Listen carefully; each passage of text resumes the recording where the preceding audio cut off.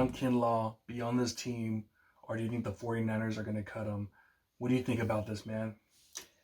Think there's a bigger possibility of me going to the moon than Kinlaw being a 49er next season. So I think my hat's off to you for all your amazing accomplishment for us.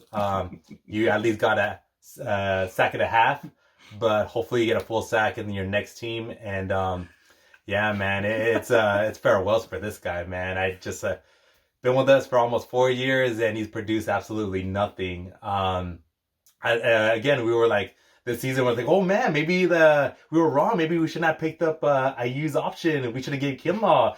He was getting to the quarterback. Like, oh man, like he's doing good, and then come to show us because our offensive line sucks, and oh man, it was just same old story, same old like half-ass playing, and yeah, man, like he just produced nothing to us. So I don't give a damn that we're getting rid of his ass. He produced nothing. Yeah, man, honestly, to tell you the truth, I think by next week he's going to be cut. And a lot of people around the league are somehow going to be shocked, but I'm not going to be shocked. Mm-mm. The fact is that we got our two starters. We got Hargrave and we got Armstead. Those guys in our defensive tackle, they're starting. Who's going to be our backup? I got to go Kevin Givens. And the way that T.Y. McGill played last week against the Broncos, how he got the sack, he almost had another sack. I think he's going to be the fourth guy, and I think there will be a fifth guy. I say it's going to be Marlon Davidson. The way he's played, he got a sack too.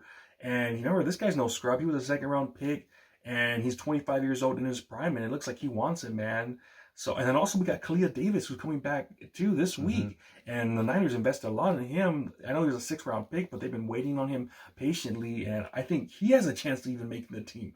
I don't know where Kinlaw fits in, man. I really don't think he's going to make this team. I know people are going to be shocked come cut day next week, but I know he was sick and all this week, so he didn't play. But what we saw from week 1 in preseason against the Raiders, he was absolutely getting destroyed. It was he wasn't getting like he was too holding high. up. Yep, his head was up too high, and then with that you're getting no like momentum and power, and so they were just tossing him like a rag doll. One play, literally, I saw him just getting pushed back like 5 to 10 yards, and I was like, it was deja vu from the NFC Championship game. And I had been saying that beforehand, the NFC Championship game. I'm like, watch out, man. What's up with Kinlaw? People are like, nah, Kinlaw's good. And then they finally saw it. They finally saw what I saw. And if you go back and watch that week 1 preseason game, it was the exact same thing. So I just don't feel there's any room for him right now. I say 5, 6 guys we keep. But Kinlaw, these other guys I think are better than him. Kevin Givens is better. I think T.Y. McGill's better. Davidson, I think, is better. The way he's been playing, the way he's doing in training camp, he's getting sack after sack. Yeah. And I just don't see it, man. I don't see a way that he makes his team, and I know people are going to be shocked. What if the possibility, let's say, just to give him a chance, how does he stay a 49er? How does he stay a 49er? Yeah. What miracle has to happen for him to stay a 49er? I think if John Lynch and Kyle Shanahan were like, fudge, another 1st-round pick, we can't give up on him, this early. Like, we already know what's going on with Trey Lance. Yeah. So they'll be like, we don't want to like have another guy we know that blew our 1st-round pick. Yep. So maybe that's the way he stays. But that's the only way I think he stays because, they invest so much into him. Yep. But hopefully they just count their losses. At the end of the day, just count your losses and be like, hey, man, we want to get the best roster because this year it's make or break. There's a reason why we went out there and trade all those picks for Christian McCaffrey. There's a reason why we spent all this money on Hargrave is to win right now. And I don't think Kinlaw, I don't think he offers anything. He doesn't offer anything. And I wanted to be nice to him during the offseason OTAs minicamp when they were saying that he was doing so good against these guys. But it's because a lot of these guys are struggling, these offensive linemen. That's why he was tossing him around. But then when he was going against the Raiders 2nd string, he was getting tossed around, man. Yep. So I don't see it, man. I think by next week he'll be gone. And if he does make the team, I just think it'll just because he was a 1st-round pick. Because if he was a 5th, 6th-round pick, there's no way in how this guy's making it. There's no way in how this guy's making a team. Not to be mean, but he just hasn't shown it. Yeah. So, and I don't want to be mean either. Like just like a top of what you say, like ever since that whole Grant Cohn video of him just like put some respect on my name, I was like, all right, let's see him, man. He's like fired up this season. He's motivated. He wants to prove people wrong. I was like, all right, it's the last year. Like, let's see what you got.